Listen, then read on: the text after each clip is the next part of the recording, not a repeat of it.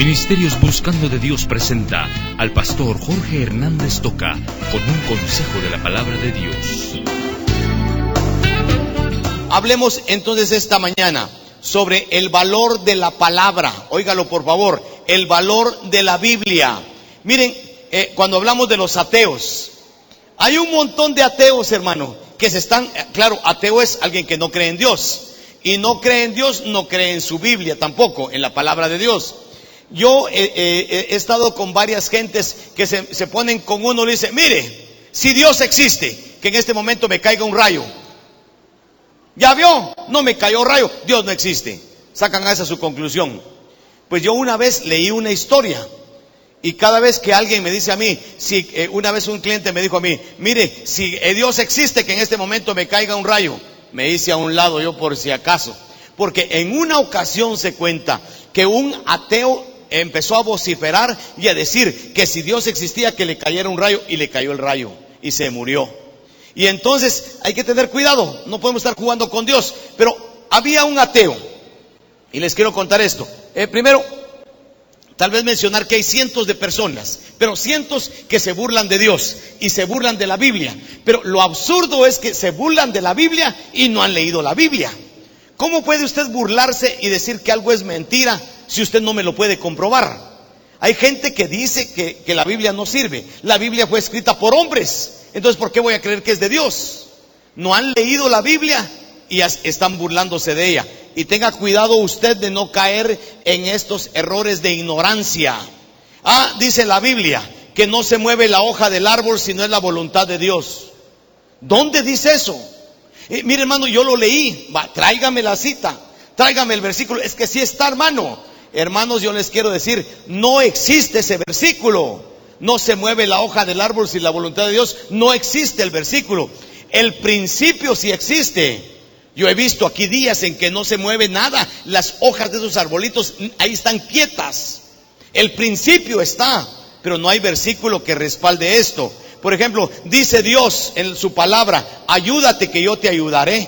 ¿Dónde dice eso? No hay versículo que diga eso. Ahora si dice: mira que te mando que te esfuerces, yo estaré contigo donde quiera que vayas. Pero no hay versículo que diga exactamente eso que estamos mencionando. No se mueve la hoja del árbol. Ayúdate que yo te ayudaré. Dime con quién andas y te diré quién eres. Eso no es el camarón que se duerme, cae en el ceviche. Hermano, esas no son expresiones de la Biblia. Pero hay gente que está metiendo, y es que dice la Biblia. No caigamos en ignorancia, mucho menos en los que se burlan de la palabra de Dios. Hubo un ateo que principió a burlarse de Dios y de la Biblia. Y alguien en una ocasión le dijo: mire, ¿usted ya leyó la Biblia? No, no la he leído. ¿Y por qué no la lee? La voy a leer para descubrir todas las mentiras que tiene. Y el tipo se puso a estudiar la Biblia para ridiculizarla. Pero usted sabe el milagro, que cuando uno se mete a la palabra, el Espíritu Santo va a principiar a trabajar. Y aquel individuo poco a poco fue leyendo la Biblia, y en lugar de encontrarle defectos a la Biblia, conoció a Jesucristo como Salvador. Y oigan, ese ateo se convirtió en uno de los grandes defensores de la fe cristiana. A eso se le llama apología o apologetas, una persona que está defendiendo su fe. El ateo se convirtió en un defensor de la palabra. Ahora, ese es el poder que tiene la palabra. Ahora mi pregunta es: ¿a usted le ha afectado la palabra? Y a mí, ¿en qué me ha afectado la palabra? Porque si decimos que tiene poder, tiene que afectarnos en algo. Hermanos, dediquemos tiempo a leer la Biblia, dediquemos tiempo a meditar en la palabra y a pedirle a Dios que nos hable a través de la palabra y que hagan cambios en nuestra vida. Que el Espíritu Santo y la palabra estén trabajando en usted y que cada día seamos mejores. Hablemos del valor de la palabra. ¿Qué valor tiene la Biblia? En primer lugar, quiero mencionarles a ustedes que la Biblia es un libro profundo y sencillo. Óigalo, profundo y sencillo. Hermanos, al hablar de profundo, el plan de Dios es increíble. El plan de Dios que Él lo tiene, no lo entiende uno. Es tanta profundidad en la palabra. Le voy a contar un ejemplo. Israel, solo menciona usted Israel y es el milagro más grande. Una vez un rey de Francia le preguntó a un doctor que era su consejero, y le dijo: usted que es cristiano, dígame en una palabra el poder de Dios para que me demuestre y para que yo compruebe que Dios existe. Y en una sola palabra, ¿qué hubiera dicho usted? Yo no sé qué hubiera podido decir yo. El hombre, ¿sabe qué le contestó? Israel. Y ahí está el gran milagro, hermanos. Dios ha hecho un milagro maravilloso con Israel, y ese plan profundo de Dios es increíble. Y oiga lo que dice Romanos 11, 33 a 36, solo óigalo. Oh profundidad, después de haber hablado en 9, 10 y 11, 3 capítulos de Romanos sobre Israel, mire cómo concluye Pablo. Oh profundidad de las riquezas de la sabiduría y de la ciencia de Dios. Cuán insondables son sus juicios e inescrutables sus caminos. Porque ¿quién entendió la mente del Señor? ¿O quién fue su consejero? ¿O quién le dio a él primero para que le fuese recompensado? Porque de él y por él y para él son todas las cosas. A él sea la gloria por los siglos de los siglos. Amén. Cuando hablamos del plan de Dios, miren, hermanos, Dios formó un pueblo, y ese pueblo lo formó, y a través de ese pueblo llevó el mensaje de Dios. A través de ese pueblo, ya lo vamos a ver, Él preservó la Biblia, porque la Biblia, gracias a los judíos, está guardada, y gracias a los judíos hoy tenemos nuestra copia, porque ellos la preservaron. Bendito sea Dios. Ese plan de Dios es increíble. Cuando hablamos de la profundidad de Dios, hermano, yo quiero pedirle a usted que recuerde algo que yo repito mucho aquí. Hermano, usted no está para entender a Dios.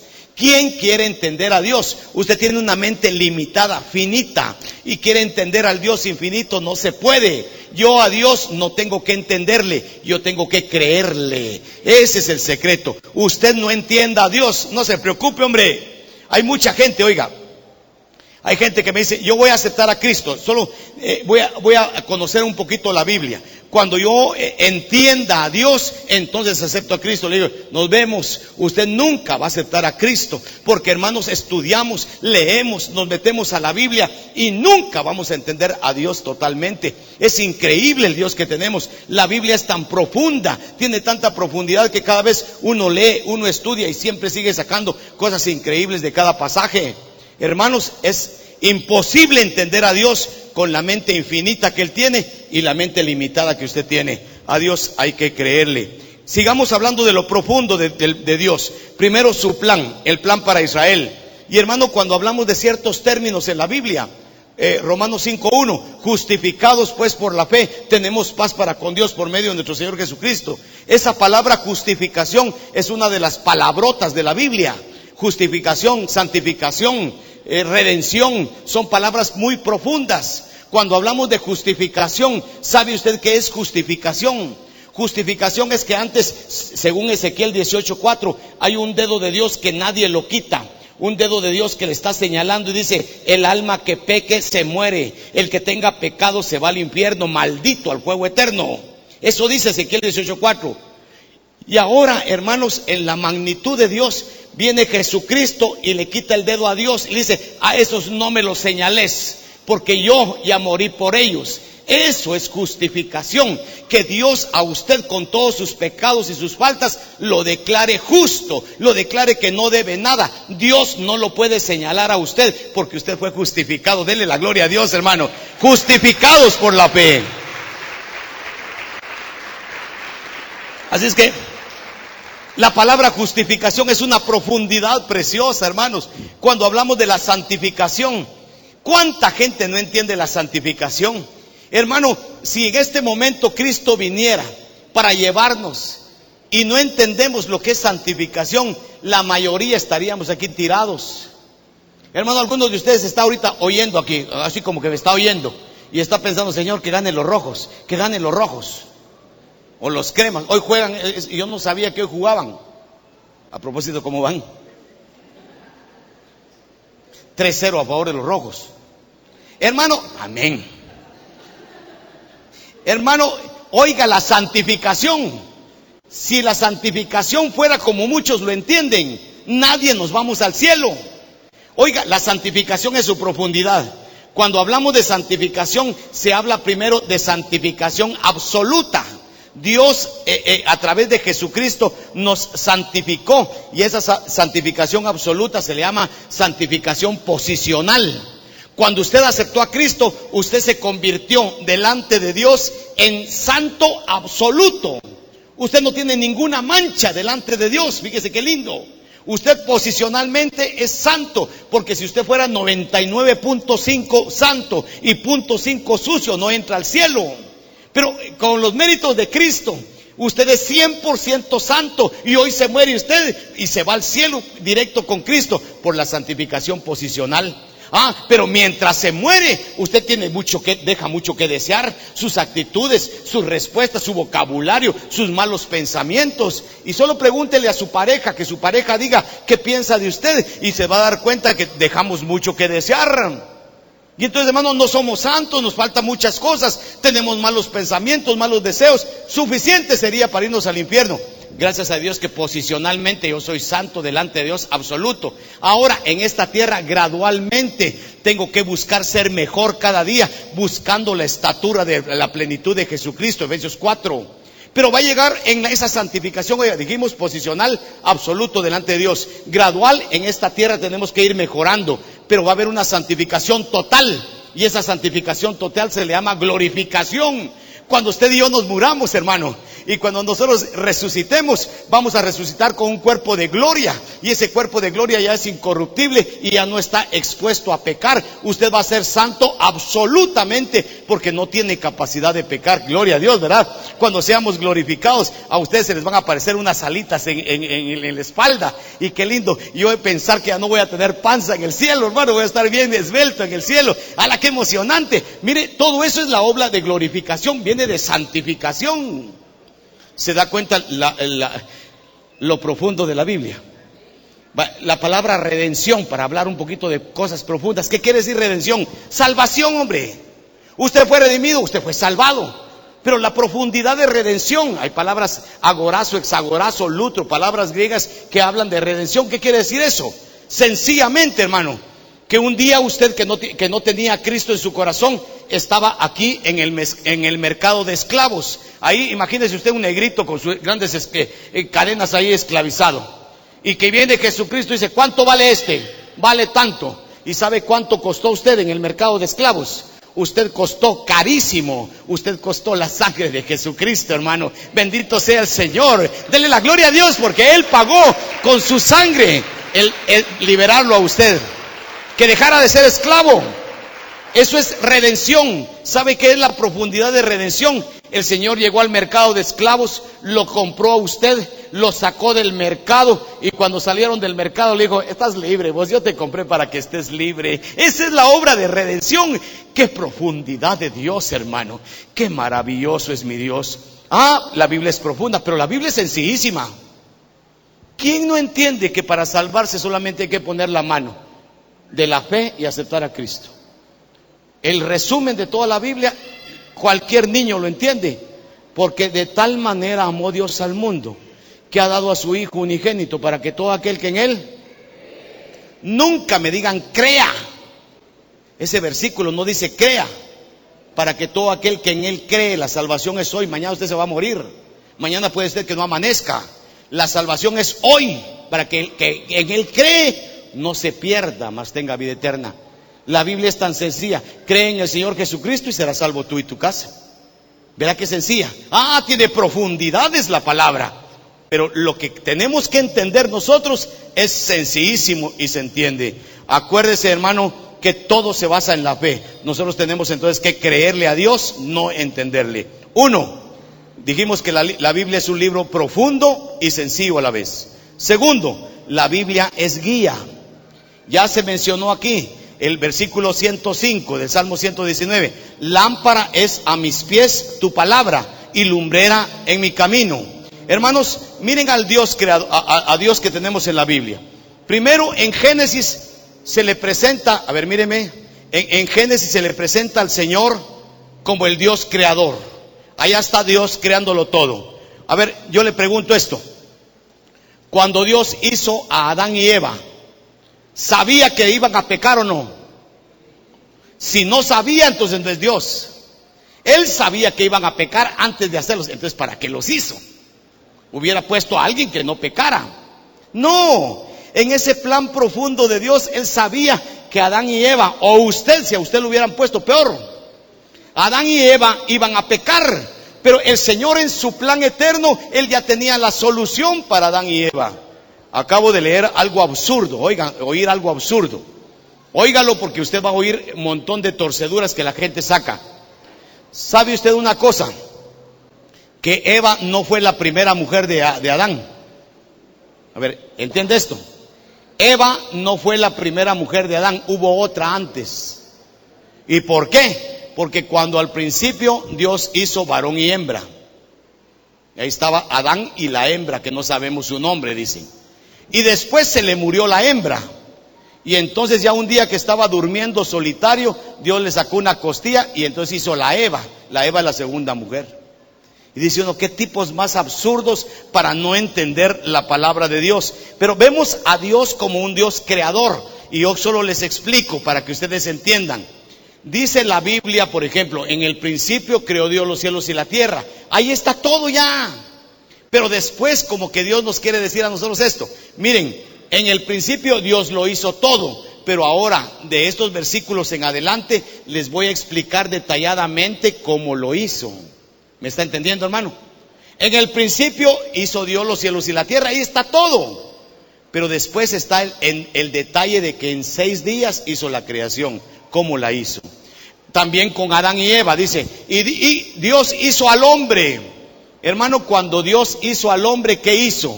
Hizo varón y hembra. Recuérdese, la mujer no es segunda clase. La mujer no es solamente una cuña para el marido. Cuando Dios hizo al hombre, hizo varón y hembra, los hizo a los dos. Cuando Dios hizo un caballo, ¿qué hizo? Hizo el caballo y la yegua, su pareja. Cuando Dios hizo al hombre, hizo varón y hembra. Ahora después, la Biblia dice, Dios hizo al hombre, varón y hembra los creó. Y más adelante dice, les vamos a explicar a ustedes cómo hizo al hombre, varón y hembra. Y explica que Adán lo hizo primero y que después le sacó una costilla para que estuviera su esposa en su corazón. Dios da detalles de una general que pone al principio, pero vemos a Dios como el Dios creador. Pero Dios hizo al hombre, hermano, y lo hizo para que fuera puro y para que fuera santo.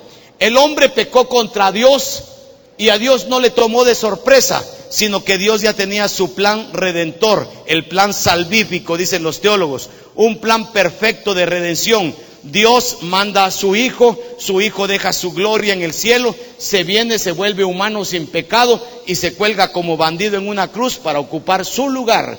Y ahí después de eso usted fue justificado, fue santificado, fue redimido y algún día vamos a ser glorificados para estar con Cristo. Todo por los méritos del Señor. Hermanos, en Génesis principia la creación, en Apocalipsis está la conclusión.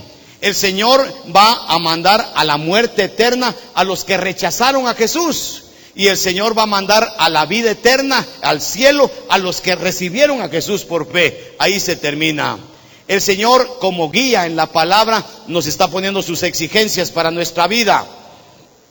Por ejemplo, en el libro de Levítico, en Levítico 11:44 y en 1 Pedro lo repite, dice el Señor, sed santos, porque Jehová vuestro Dios es santo. Las exigencias de Dios para usted y para mí es que vivamos en santidad. Eso es todo. Vivan en santidad, porque eso es lo que Dios pide. Y Dios está pidiendo santidad en nosotros. También nos está pidiendo servicio. Miren, Filipenses capítulo 2. Dios estaba en el cielo, se despojó de su gloria y se viene a esta tierra, Dios el Hijo. Y en esta tierra toma cuerpo humano y principia a servirnos a nosotros.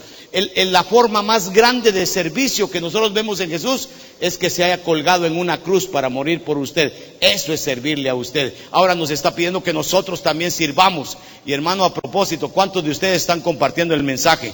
¿Cuántos de ustedes están dando el evangelio de Jesucristo? ¿Cuántos están regalando una biblita, aunque no hable nada? Mire, aquí le regalo y que Dios haga un milagro con lo que damos.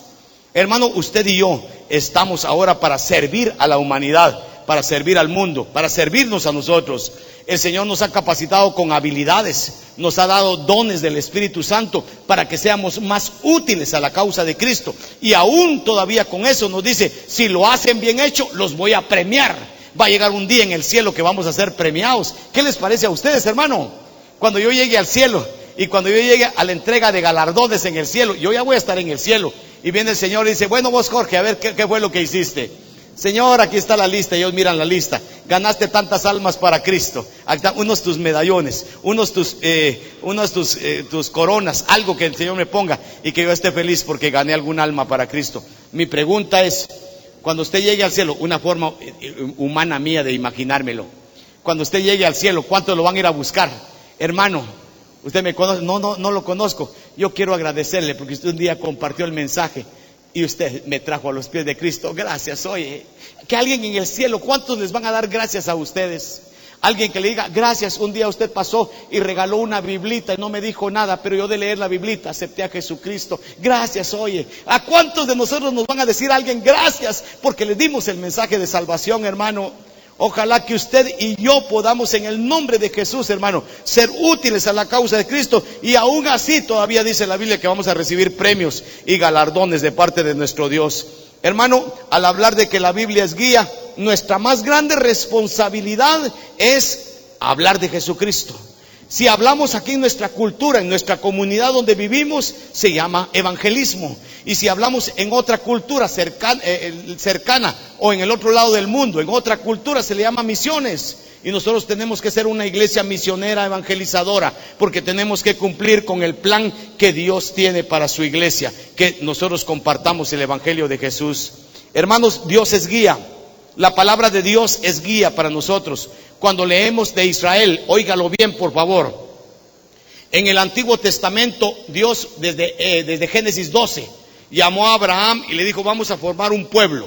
Este pueblo va a ser clásebos. Era el único pueblo, oiga, el único pueblo con gobierno teocrático.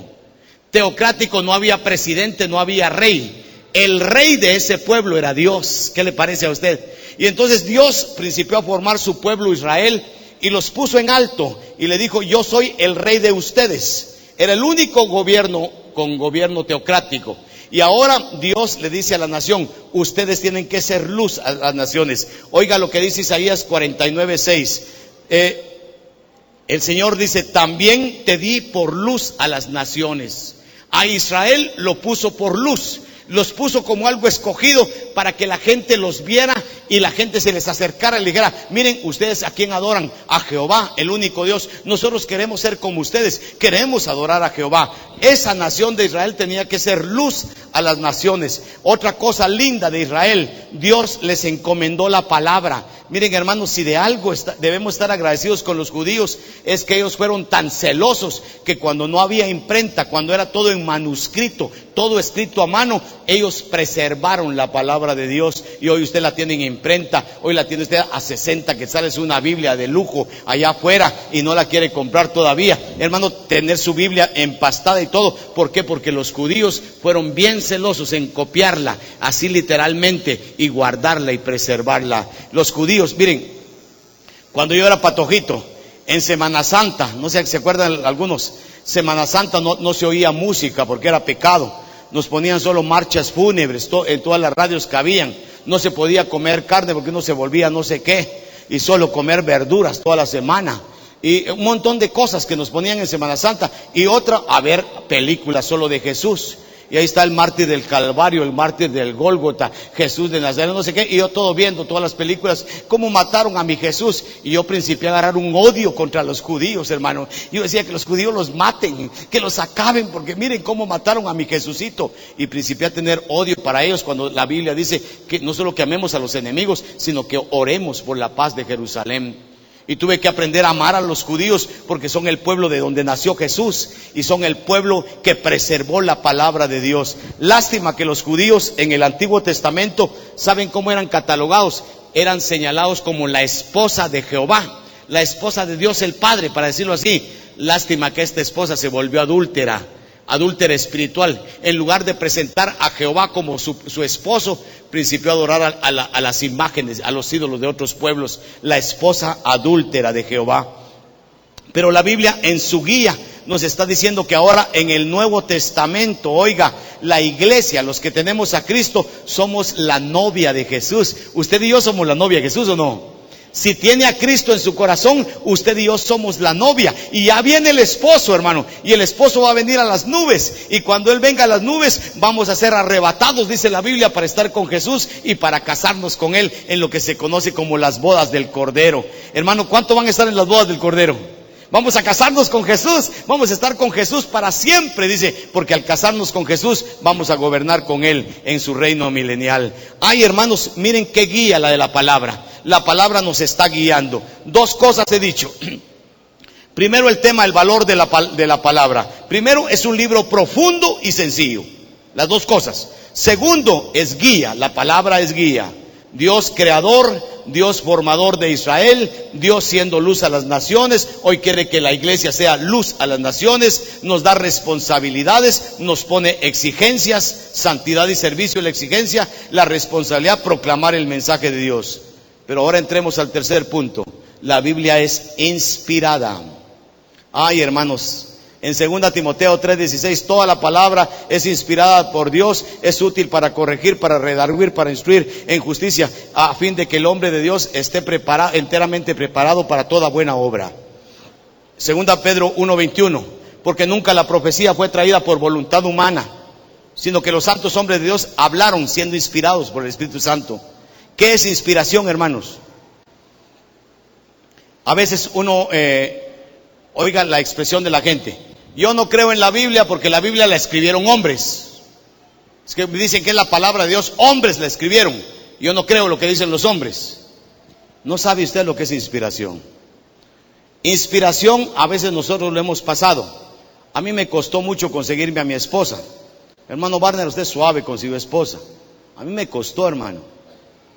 Yo iba en bicicleta a visitarla, yo era de bicicleta. Entonces ella me miraba con bicicleta y decía: cuando yo me case te compro un carro. Se reía de mí, que no le iba a comprar carro nunca. Después empecé a decirle: te voy a llevar a pasear. Habían otros que la llevaban al cine. Yo no tenía dinero para llevarla al cine. ¿Y cómo hacía para conquistármela? Un día que me voy a poner a escribir, y le voy a escribir un montón de poemas, a ver si así me la convenzo. Y antes tenía unos ojotes así que parecían cielo, tenía unas cataratas en los ojos, ya se los quitó. Entonces yo principié a escribirle, uno de los versos que yo le escribí que no se me olvida: son tus ojazos, mi amor, refulgentes cual lucero, que me da su resplandor cuando tus besos espero. Todavía estoy esperando los besos. Pero al fin la conquisté. Y dice: ¡hala, cómo está inspirado usted, hermano! Inspiración en la Biblia no quiere decir eso. La inspiración en la Biblia es solo de Dios. Es un acto soberano de Dios en el cual Él principia a guiar a hombres escogidos. Él escogió a algunos hombres para que ellos escribieran su voluntad, y Dios no afectó la personalidad de los hombres, y ellos al escribir no cometieron error. Eso es inspiración. ¿Qué es inspiración? Un acto soberano de Dios por medio del cual escogió a hombres especiales para que escribieran su voluntad sin afectar la personalidad de los hombres, sin que ellos cometan errores. Y ahora usted puede leer la Biblia y usted se da cuenta que hay un montón claro que Dios escogió hombres, ellos tuvieron que escribir, pero Dios guió. Y nosotros creemos que no tiene error la Biblia. Y hermanos, qué fascinante ver que Moisés escribe de una manera. Cuando usted entra, mire, acabo de predicar hace como 3 mensajes, 3 domingos. Compre el cassette 23. Hace como 3 domingos, óigalo. Presentamos al Señor Jesús y al apóstol Pablo. Jesús es una persona muy fina para hablar. Jesús dice: de cierto te digo, que si el grano de trigo no... ¿Se acuerdan? ¿Qué dijo Jesús? Mira, te lo garantizo, te lo aseguro. Cuando Él dice de cierto te digo, eso no se puede rebatir, dice Jesús.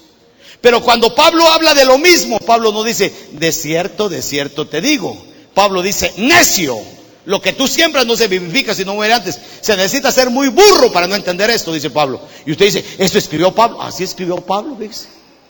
Y dice: no es posible. Pues ahí está, necio. 1 Corintios, lo que tú siembras no se vivifica si no muere antes. Miren, se dan cuenta que son diferentes. ¿Sabe usted que en Gálatas, oiga, en Gálatas, un día a los hermanos de Galacia, de la ciudad de Galacia, que ya habían aceptado a Cristo, llegaron gentes de otra doctrina, así como le llegan a tocar a usted los de las sectas, y usted los oye, no oiga, ni les dé bienvenida, dice 3 Juan. Hermano, llegan los de una secta y les dijeron: señores, ¿ustedes aceptaron a Cristo? Sí, con el apóstol Pablo. Si no se circuncidan, se van a ir al infierno, porque hay que aceptar a Cristo, pero hay que circuncidarse. Y hay todos los hermanos afligidos de que los iban a circuncidar, si no se iban al infierno. A ver, ¿cuántos están de acuerdo que circuncidemos a todos los de aquí? Esposas, así las dejan de molestar un mes siquiera. ¿Cuántas quisieran? Y que nos pusiéramos a un encargado en la puerta: a ver, circuncidado entra, el que no se circuncide, afuera de la iglesia. Hermano, les pusieron, y cuando Pablo recibió eso, Pablo se puso furioso. Y Pablo principió a escribir, y lean la carta a los Gálatas, la dice con mucha dureza, dice hasta palabras fuertes. Ustedes son demasiado burros, son cabeza cerrada, hermanos. Y los hermanos no le pudieron decir: qué abusivo, nos dijiste burros. Solo le contestaron: jijau, jijau.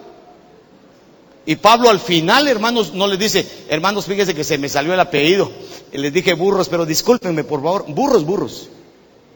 O sea, no afectó el Señor la personalidad de los escritores, pero lo que escribieron era lo que Dios quería y lo que se necesitaba, hermanos. Y no cometieron errores. Qué linda es la palabra. La palabra, estoy diciendo que es inspirada por Dios. Hermano, cuando usted lea la Biblia en su casa, crea que es Dios el que está hablando. No es que le escribieron hombres a ver si la torcieron.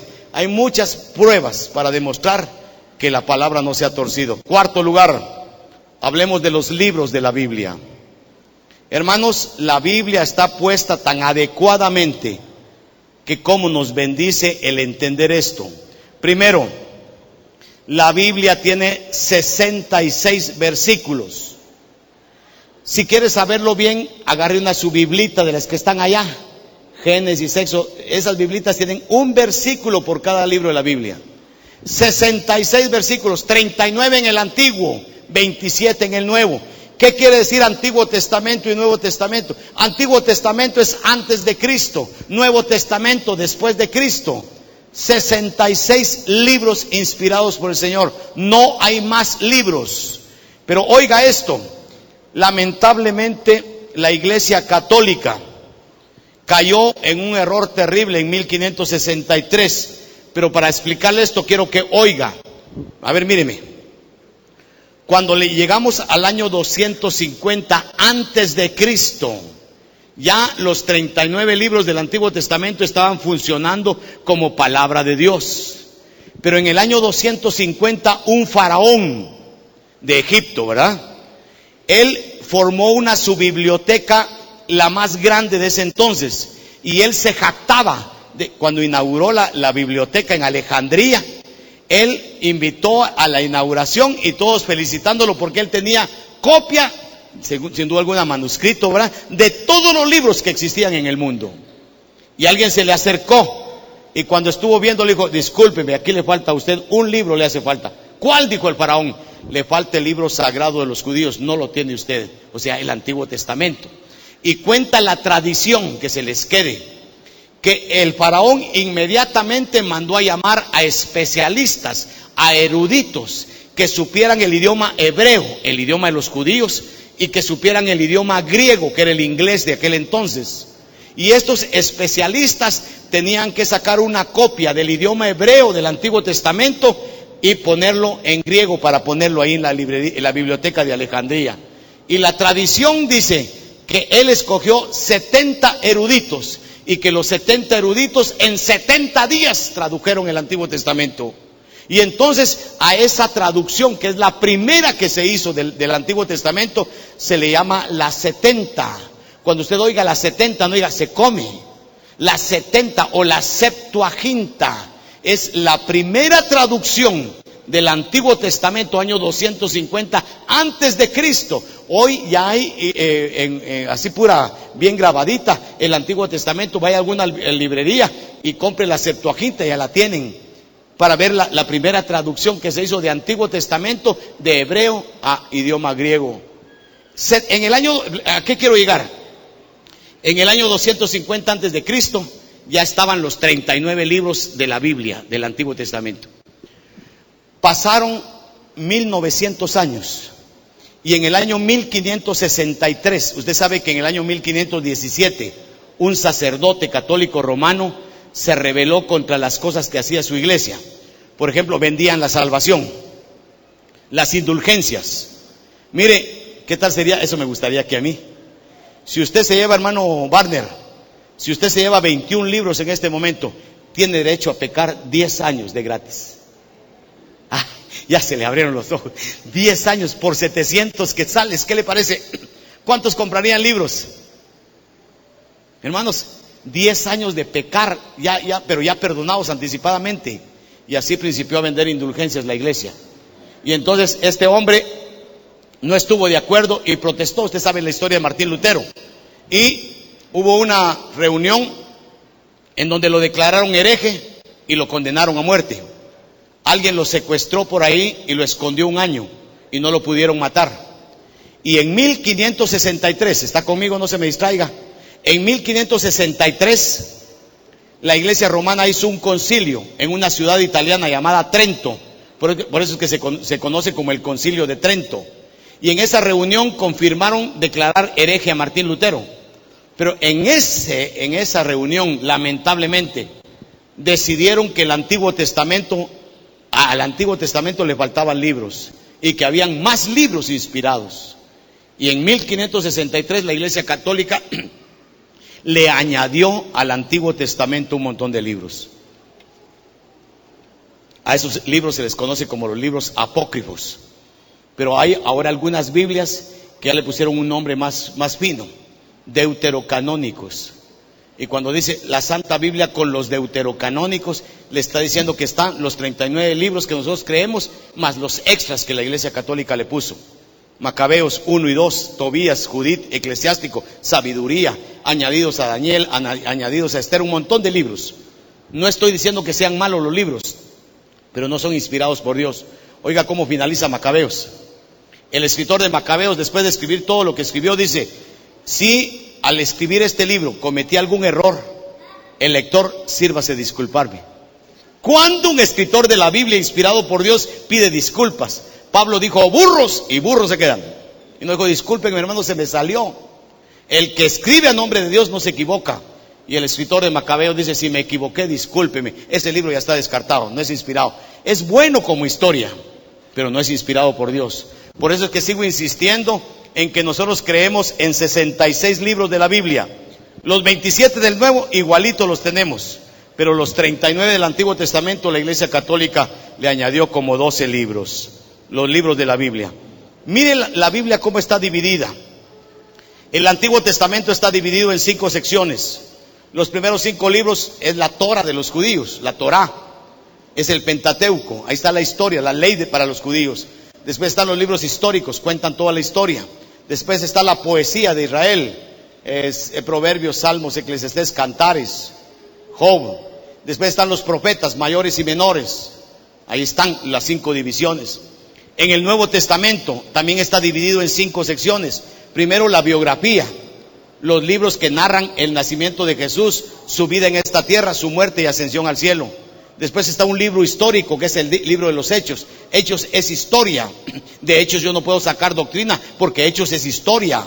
Cuenta cómo principió la iglesia. Después están las epístolas. Las epístolas se dividen en de Pablo y no de Pablo. Las paulinas y las generales. Solo Pablo escribió 13 o 14 libros. Y los demás los escribió San Juan, San Pedro, Santiago, Judas. Ahí están los libros. Y el último, la última división, el profético, que es Apocalipsis.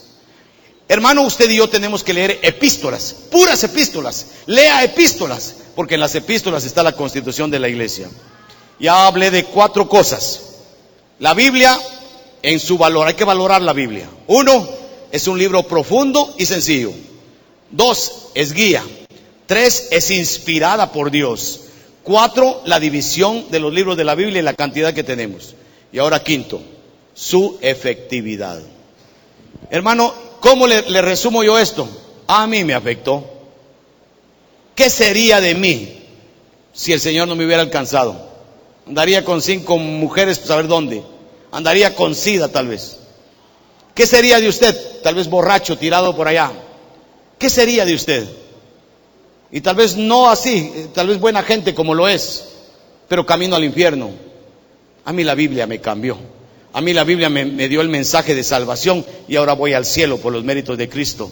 La Biblia es efectiva, hermanos. Lea y estudiemos profecías cumplidas en la Biblia. Se queda uno con la boca abierta.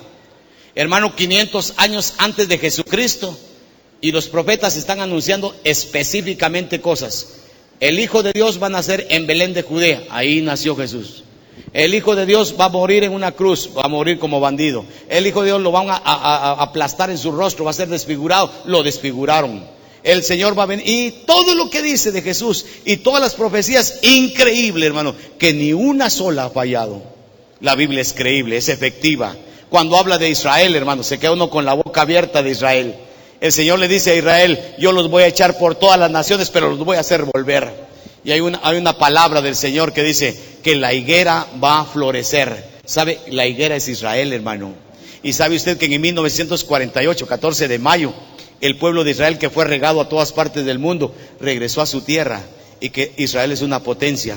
Y que Israel ya no lo van a volver a echar de su tierra. Y que Israel, hermano, a través de Jesucristo va a reinar para todo el mundo. Hermano, las promesas de Dios, la efectividad con Israel sobre el Mesías.